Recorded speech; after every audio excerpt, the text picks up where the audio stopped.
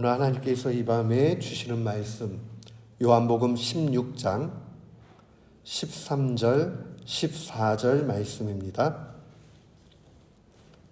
요한복음 16장 13절로 14절 말씀.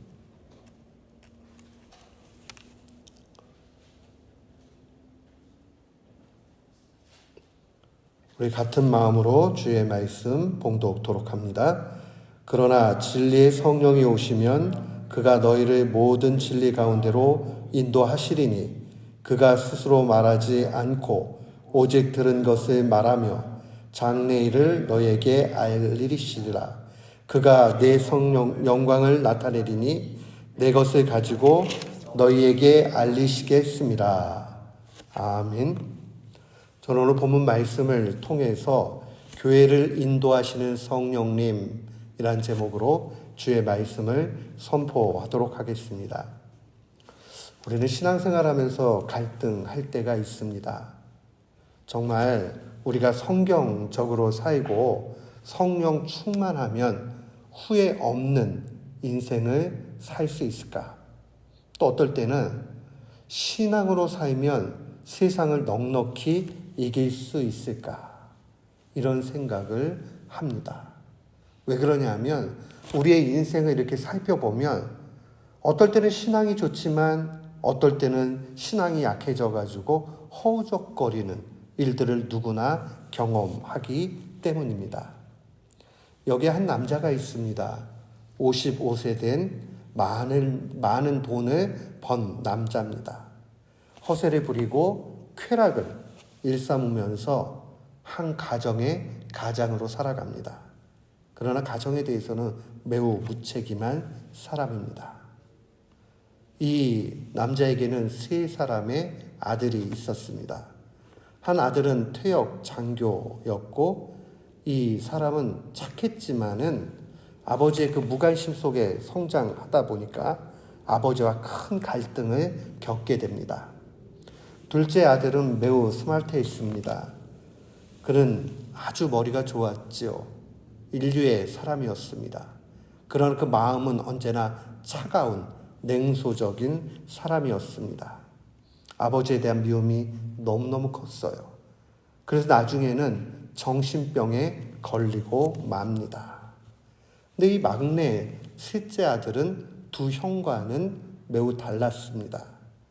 남을 비난하는 일이 없었고 언제나 신중했고 또 사람들에 대해서 있는 그대로 용납해 줄 수 있는 그런 넉넉한 사람이었습니다.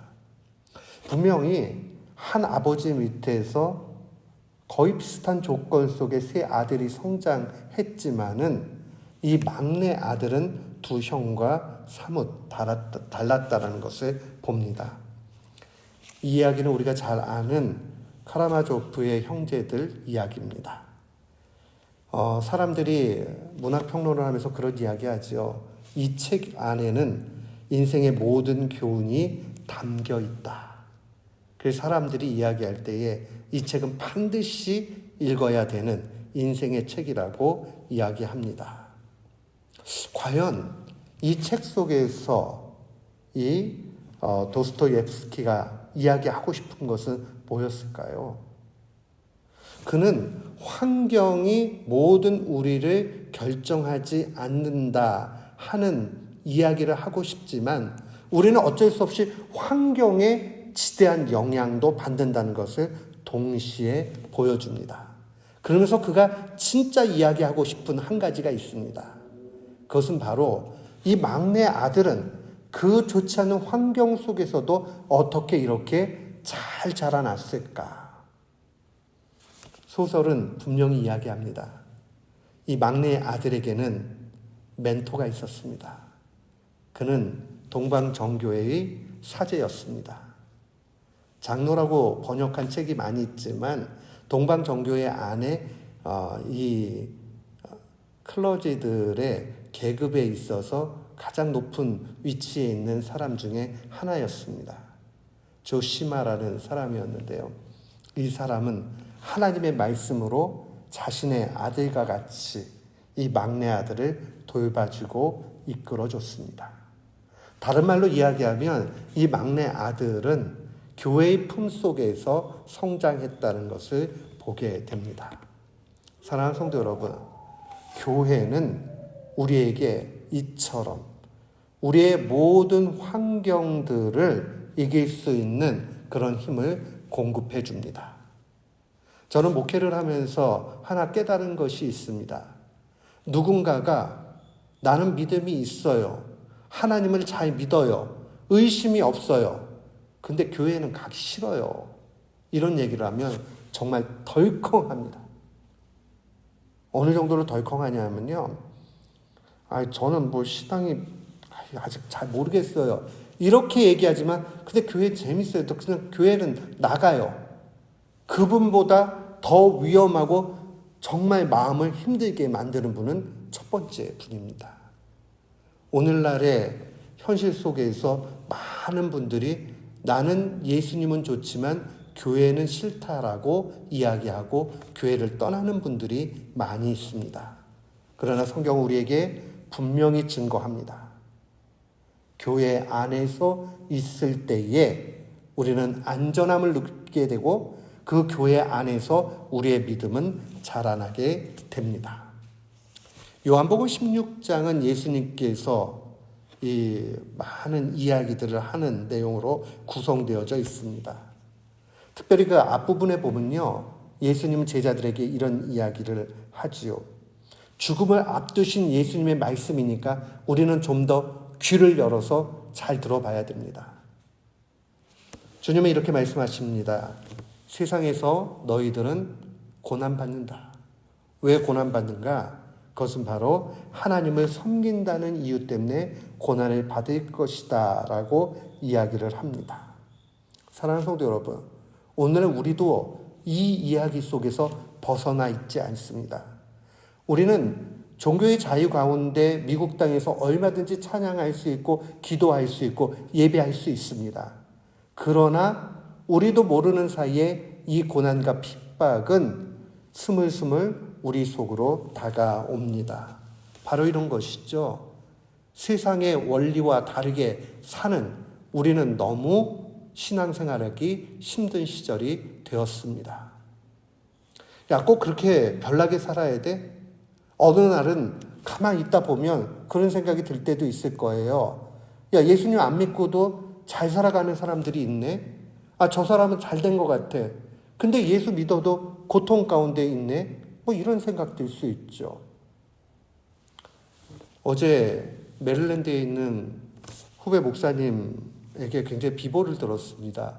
저도 아는 분인데 제가 메릴랜드에 종종 이렇게 그 목사님 만나러 가게 되면 늘 잘 섬겨주셨던 집사님이 계세요. 거기 침례교회이기 때문에 이 집사님이 이제 장로님은 안 계시고 집사님이 이제 모든 일들을 하시는데 이분이 어느 날 갑자기 몸이 안 좋아가지고 가보니까 뭐 벌써 암이 다 퍼져가지고 어려움 가운데 있었고 불과 그렇게 된 지 한 주 정도 만에 하나님의 부름을 받았습니다. 허무하죠. 교인들이 다 낙심합니다. 왜냐하면 그분을 너무 존경하고 사랑했거든요. 우리는 다 하나님의 뜻을 이해할 수 없는 그런 가운데 놓여집니다. 이런 일을 보게 되면 나쁜 일 하고 그 다음에 떵떵거리고 마음대로 사는 사람들을 보면 과연 신앙이 세상에서 힘을 가지고 있는가라는 의구심이 들 때가 있습니다. 오늘날의 싸움은 1세기에 종교의 자유가 없어서 투쟁하던 그 시절과 다르게 오히려 이런 문제들로 갈등이 커갑니다. 그뿐만이 아니죠. 많은 사람들이 돈으로 이렇게 살아가기 때문에 많은 걸 벌어야 되면 우리는 어쩔 수 없이 우리의 신앙을 타협해야 될 때도 분명히 나타나게 됩니다. 그러나 신앙 속에서 우리는 그것을 단호하게 거절할 수 있어야 합니다. 다 성공하려고 하죠. 어떤 분들은 이야기합니다. 한국이 왜 이렇게 발전하고 좋지만 불행한가? 실제 따져보면요. 많은 가정의 수입의 대부분이 교육비로 이제 우리는 미국 땅에 있으니까 좀 덜한 편인데요. 한국에 가보면 뭐 과외를 하지 않고서는 안 되는 시절 그런 상황들이 됩니다. 그러니까 못 먹고 못 입고 못 누리고 교육비로 이제 쓰게 되는 거죠. 그런데 이미 3만 불이 넘는 시절이 되어버리니까 그 다음에 문화생활과 이런 걸 안 하면 또 안 되는 거예요. 그러니까 너무 괴로운 시절이 되어버리는 거죠. 미국 땅에서는 어떻습니까? 우리는 또 미국 땅에 있는 이 가운데에서 세상과 타협하지 않고 살아야 되는 수많은 문제들이 있습니다.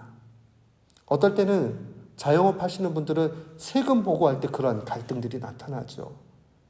야, 이거를 갖다 보고해야 될까 말아야 될까? 이만큼 더 보고하면 내가 손해보는 건데 얼마든지 그런 갈등들이 우리에게는 있습니다. 그러나 그것을 이겨낼 수 있는 믿음, 그것을 주님은 우리에게 요구하십니다. 그러면서 이런 수많은 고난이 있지만 그 고난 가운데 주님은 이런 약속을 하셨습니다. 내가 너희에게 한 말을 기억나게 하겠다. 주님이 이 죽음을 앞두고 제자들에게 하셨던 말씀이 있어요. 근데 그거를 언제나 기억나게 하시겠다는 겁니다. 그 말씀은 바로 다른 것이 아닙니다. 내가 또 다른 보혜사, 성령님을 보내주겠다. 사랑하는 성도 여러분, 성령 충만한 것은 1차적으로 성령님을 우리가 기억하는 것이요. 그 성령님이 주시는 능력으로 의지해서 살아가는 겁니다. 내 힘으로 살면요, 세상은 너무너무 힘들고 재미없고 고통스러워요. 그러나 고난이 와도 성령 충만하게 되면 주님이 함께 하신다. 주님이 함께 하시면 그 거친 길이 가벼운 길로 바뀌어집니다. 땀도 나지요. 힘들지요. 어떨 때는 고독하지요. 근데 그때마다 주님이 내 옆에 계시다라는 것을 기억할 때에 우리는 신앙의 힘이 바로 여기 있구나라고 이렇게 하면서 살게 되는 겁니다. 사랑하는 성도 여러분, 우리는 꼭 기억해야 되겠습니다. 성령님이 우리와 함께 하신다. 우리 주님이 승천하시면서 약속하셨던 바로 그 말씀. 성령이 오신다. 성령이 오실 때까지 기다리라. 성령이 오시고 나니까 비로소 제자들이 제자 같은 삶을 살게 되었던 것 우리는 분명히 압니다. 그 전까지는요, 흉내는 좀 냈지만 그러나 넘어지기도 하고 실패했다고요. 그러나 성령님께 완전히 압도된 그러한 신앙 가운데 살게 되니까 넉넉히 세상을 이기며 나아갑니다. 사랑하는 성도 여러분, 성령님을 모신 신자는 외롭지 않습니다. 참 사람이라는 게요, 이 외로움의 문제들이 쉽지 않아요. 가족이 있어도 외로운 사람들이 많습니다. 어쩌면요, 더 가까운 사람 때문에 더 외로울 수 있습니다. 사람은 언제나 낙심시킵니다. 그리고 위로를 줄 때도 있지만 고통을 줄 때도 분명히 있습니다.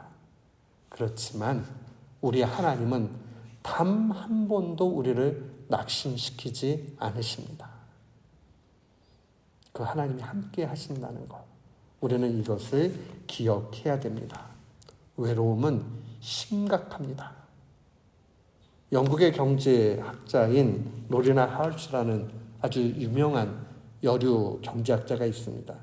이 사람이 책을 한 권 썼어요. 고립의 시대라는 책을 썼는데 거기에서 한마디로 이렇게 진단을 합니다. 외로움은 질병이다. 경제학자가 왜 이런 것을 썼느냐? 바로 이 경제 손실들 이런 걸 계산하면서 사회 문제들로 깊이 들어가면서 느껴진 게 뭐냐면 현대인들에게 있어서 아주 지나칠 정도로 치명적인 그 질병이 바로 이 외로움에 있다라는 것을 발견한 겁니다. 사랑하는 성도 여러분, 혹시라도 외롭습니까?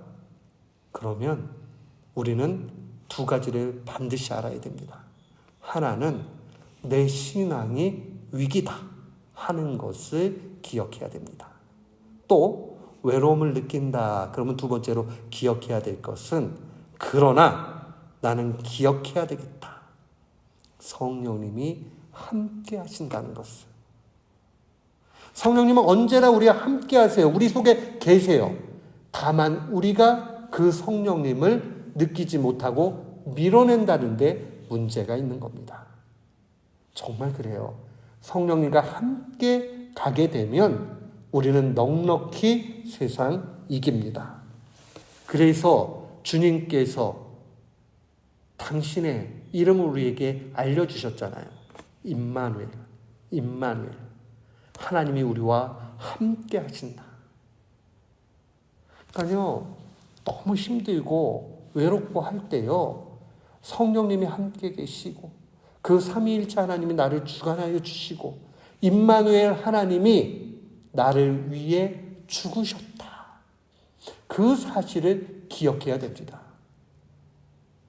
여기에 복음이 있고 여기에 바로 보혈의 능력이 있는 겁니다. 주의 보혈 능력이 있도다. 주의 피 믿으오. 그 피라는 것이 뭘 얘기하느냐? 물론 죽으심이죠. 그 죽으심의 이유가 뭡니까? 바로 그 하나님이 나를 사랑하신다는 증표의 최고의 모습이에요. 사랑받는 사람은요, 낙심됐다가도 다시 힘을 얻습니다. 넘어진 것 같지만 오뚜기같이 다시 일어납니다. 그렇기 때문에 우리는 성령 충만함의 그 은혜를 갈구하면서 날마다 살아가야 됩니다. 성령님이 왜 오늘 본문 말씀에 보니까 진리의 영이라고 증거를 해요? 성령님이 오시면 너희를 모든 진리 가운데로 인도하신다. 굉장히 중요해요. 누구의 인도함을 받느냐가. 성령님은 우리와 함께 하시면서 우리를 외롭지 않도록 인도해 주시는 것뿐만 아니라 그 성령님은 우리가 가야 할 그 바른 길, 진리의 길을 알려주시고 그쪽으로 이끌어 가십니다. 그러니까 우리에게 후회가 없을 수밖에 없죠. 성령의 인도함을 받으면요, 찍어도 정답만 찍게 돼 있어요. 우리가 다 알고 가는 게 어디 있어요? 모르고 가죠. 우리 운전할 때 내비게이션 켜놓고 가면서 야, 이게 진짜로 그쪽으로 갈까 안 갈까 그런 의심하고 가면 얼마나 불안해요. 그렇잖아요.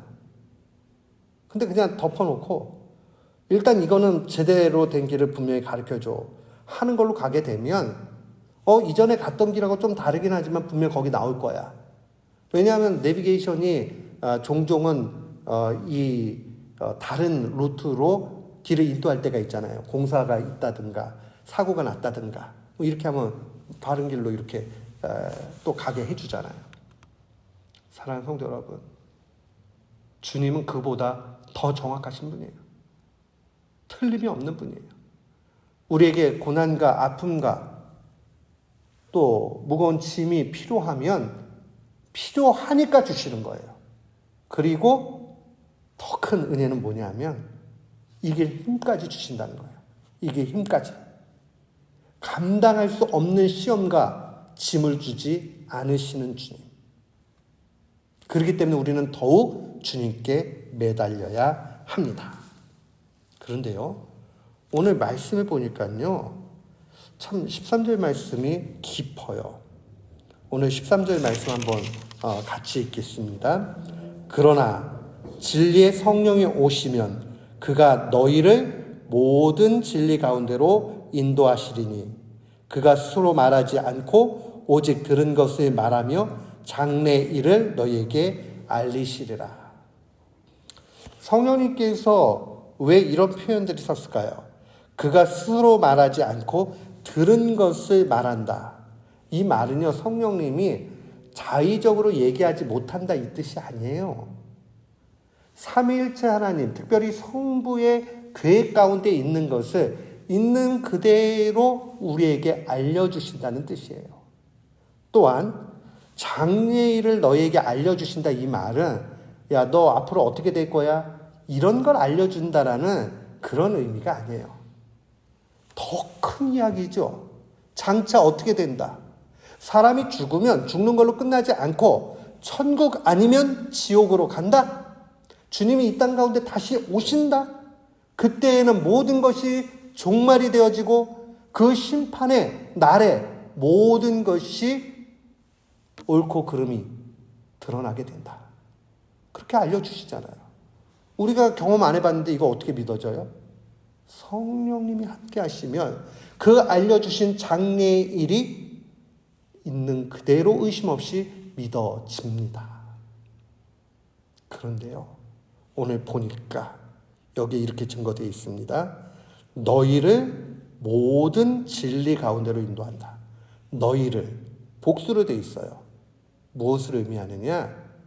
성령을 받은 성도들의 모임, 교회를 그렇게 인도해 가시겠다라는 말씀이에요. 그러니까요, 만약에 개인 한 사람 한 사람이 강조가 된다면 너를 진리 가운데로 인도하겠다 이렇게 말씀하셨을 거예요. 근데 왜 너희라고 얘기했느냐? 우리로 하여금 교회의 틀을 벗어나지 않도록 인도해 주는 겁니다. 저는 정말 그래요. 교회를 떠나지 않는 사람은요, 좀 엉터리 같은 생각이 들어도 좀 안타깝기는 한 면이 있긴 있어요. 그러나 덜 걱정이 돼요. 근데 믿음이 있노라 하고 교회를 떠나는 사람들을 보면 정말 불안해요. 야, 어떠려고 지금 교회를 이렇게 등한시하지? 사랑하는 성도 여러분, 우리는 교회 안에서 은혜 받아야 되고 이 곳에서 우리의 모든 영적인 것이 성장한다라는 것을 확고히 알아야 됩니다. 그래서 초대 교부들은요, 교회 밖에 구원 없다라고 가르쳤습니다. 교회 밖에 구원이 없다. 왜 그랬을까요? 교회가 모든 영적인 일의 중심이기 때문에 그래요. 예수님께서요, 이 땅 가운데 계시면서 승천하시고 남기신 것은 딱 두 가지밖에 없어요. 주님이 남겨주신 것 두 가지. 주님의 몸인 교회와 교회 안에 예배의 중심에 있는 성찬때의 그의 몸이에요. 그거 외에는 아무것도 남겨두시고 가신 것이 없어요. 그 얘기는 뭐예요?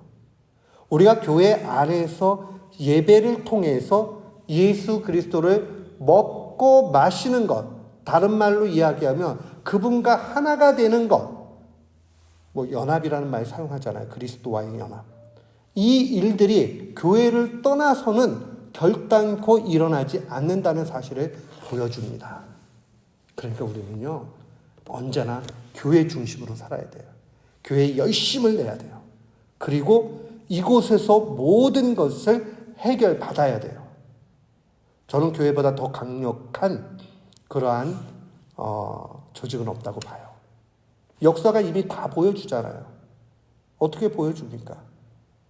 이미 성경대로 얘기하면 이 출애굽의 그 모습 속에서도 광야교회라는 말을 사용하잖아요. 모세가 인도한 광야교회.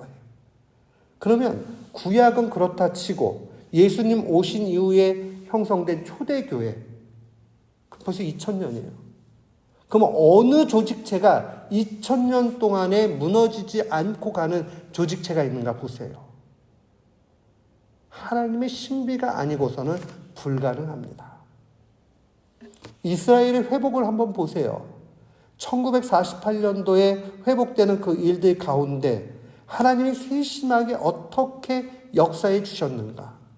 역사는 하나님의 인도하심을 그대로 보여줍니다. 우리들 이야기로 와볼까요? 교회가 값집니다. 이 교회가 우리를 살립니다. 그리고 우리는 교회 안에서 기쁨도 능력도 모든 것을 공급받습니다. 그러니까 저도 마찬가지고 우리 교우들도 마찬가지고 하나님은 우리를 하나의 교회로 인도해 주셨어요. 그건 천상에 있는 교회예요. 계시록에 나와 있는 그 천상의 보좌 앞에 열리는 그 교회, 하나의 교회예요. 그러나 그 교회가 땅으로 오게 되면 이제 지역 교회들이 있게 되죠. 우리 여기 시카고 지역에도 한인교회만 해도 이 코로나 전만 해도 한 290개 됐는데 아마 지금 한 200개 정도 조금 넘는 것 같아요.